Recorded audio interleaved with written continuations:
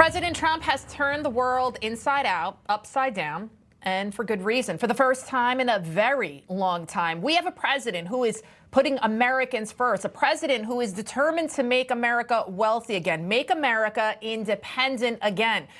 We protect the world, send billions of aid around the world, and in return, we get ripped off by the world. We are done being the world's ATM. We are done being suckers. Trump's "you do to me, I'll do back to you" tariffs have been a long time coming. Here he is on the Oprah Winfrey Show back in 1988. And yet we let Japan come in and dump everything right into our markets and everything. It's not free trade. If you ever go to Japan right now and try to sell something, forget about it, Oprah. Just forget about it. It's almost impossible. They don't have laws against it. They just make it impossible. They come over here, they sell their cars, their VCRs, they knock the hell out of our companies. And, hey, I have tremendous respect for the Japanese people. I mean, you can respect somebody that's beating the hell out of you, but they are beating the hell out of this country. Kuwait, they live like kings. The poorest person in Kuwait, they live like kings. And yet they're not paying. We make it possible for them to sell their oil. Why aren't they paying us 25% of what they're making? It's a joke. Yep, and the joke has been on us for decades now. Did you know, by the way, that Trump was a Democrat? There was actually always bipartisan consensus that the United States should implement reciprocal tariffs, from Nancy Pelosi to Barack Obama. How far does China have to go? How much more repression? How big a trade deficit and loss of jobs for the American worker, and how much more dangerous proliferation has to exist before members of this House of Representatives will say, "I will not endorse the status quo"? We had a tire case in which they were flooding us with cheap domestic tires or cheap Chinese tires.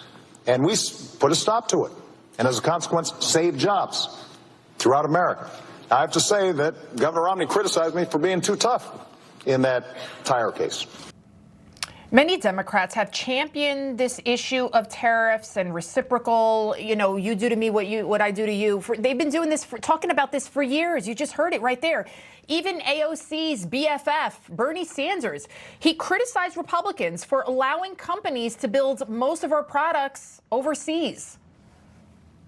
Further, what they have said is that we need to not worry about manufacturing in America, because what we should establish is a policy of unfettered free trade. We don't need tariffs. What we need is to allow corporate America the freedom to throw American workers out on the street. I mean, that's Bernie basically backing up what Trump is saying. I mean, we're tired of being the joke of the world. We have, if you've seen it, we've become more and more reliant on our adversaries like China. We saw it clear as day during the pandemic when we couldn't even buy masks or gloves. And guys, it gets even worse than PPE. Between 2020 and 2022, U.S. imports of China-based pharmaceuticals grew by 485%, from $2.1 billion to $10.3 billion. Under Joe Biden, our foes became stronger and richer, while the U.S. became weaker and poorer. And we, of course, became more reliant even when it came to our own medicine. The U.S.-China Commission finding that China owns the American generic drug supply. They own it. Basic thyroid or blood pressure medications might be put into pill form in a lab in India, but the organic compounds, the actual key ingredients that are needed for those drugs, they come from China. And it's China who is buying Russia's oil, now surpassing Saudi Arabia.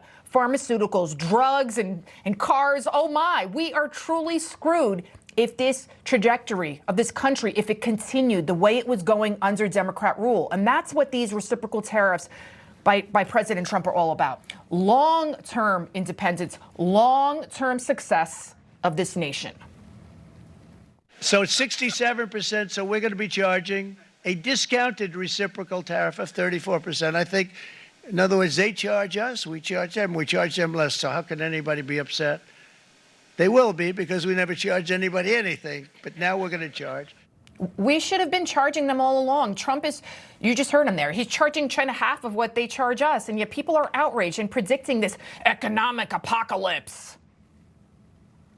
Markets sharply dropping overnight, futures plummeting. The fallout on your family's wallet.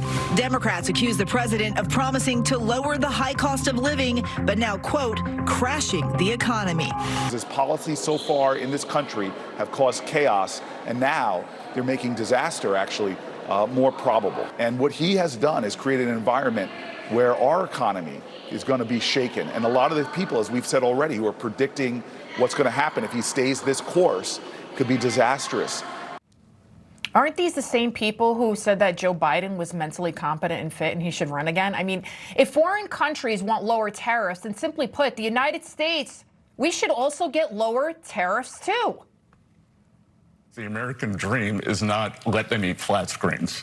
That if American families aren't able to afford a home, don't believe that their children will do better than they are. The American dream is not contingent on cheap baubles from China, that it is more than that, and we are focused on affordability, but it's mortgages, it's cars, it's real wage gains. And, it feels scary. It's even unsettling to be a witness and be part of this historic shift, right? Because when was the last time America really stood up for itself and said to the world, you know what, this is who we are. We're going to put ourselves first. Take it or leave it. You're already seeing the evidence that things are getting better. Egg prices are lower. Energy prices are lower. You've got trillions of dollars of new investment coming into the country. That's people who are building factories because they want to avoid the tariffs. And that's the exact purpose of President Trump's economic policy. Friday's job report far surpassed expectations by more than 100,000. This as the left continues to melt down over the stock market. What about the fact that 6 million Americans are now late on their mortgage payments? I mean, this is incredible. Where is the outrage over that? Mortgages, if that's the backbone of our economy, not the stock market, not even our 401ks, not even tariffs. Yet the fear-mongering from the left, of course, with the media, it continues. President Trump, they want to keep that banging that drum that he's the big, bad, orange boogeyman.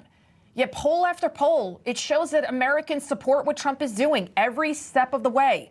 Do not believe the lies. Do not believe the white woke mob you may have seen marching down the streets yesterday, because it's a lie. Because the same media outlets that are saying that Trump is so bad and he's destroying the economy, they spent 10 times more airtime covering the deportation of an alleged pro-Hamas agitator than they did the deportation of that guy right there who was a top MS-13 gang leader. They're also the same fake news networks who hosts also spew lie after lie about President Trump as well as Elon Musk.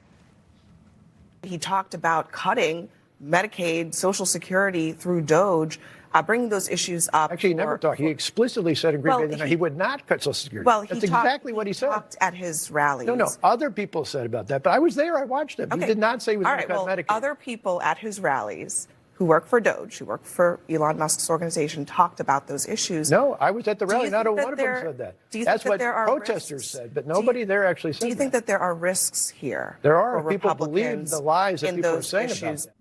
You see that with Scott Walker there, Abby Phillips? She wouldn't even concede that she was lying. They lie to hundreds, millions of people, anybody that still watches them every single night. Imagine being a news anchor and getting fact-checked on live TV, and she still keeps her job. It's embarrassing, yet they just keep doing it because there are no repercussions. No wonder their ratings, though, are in free fall because people are voting with their remotes. Because what you're witnessing with President Trump, folks, is peak I don't give a bleep what you think of me anymore, right? It's time we had a leader like this. It's time. Because as we speak, Trump, he is holding a masterclass in the art of a deal. So to all of Trump's critics, when the market shoots back up, when mortgage interest rates go down, when we see the housing crisis no more, all the great things that he predicted, when that all happens, even when more manufacturing jobs come back to the U.S., be prepared to hear a lot of I told you so's.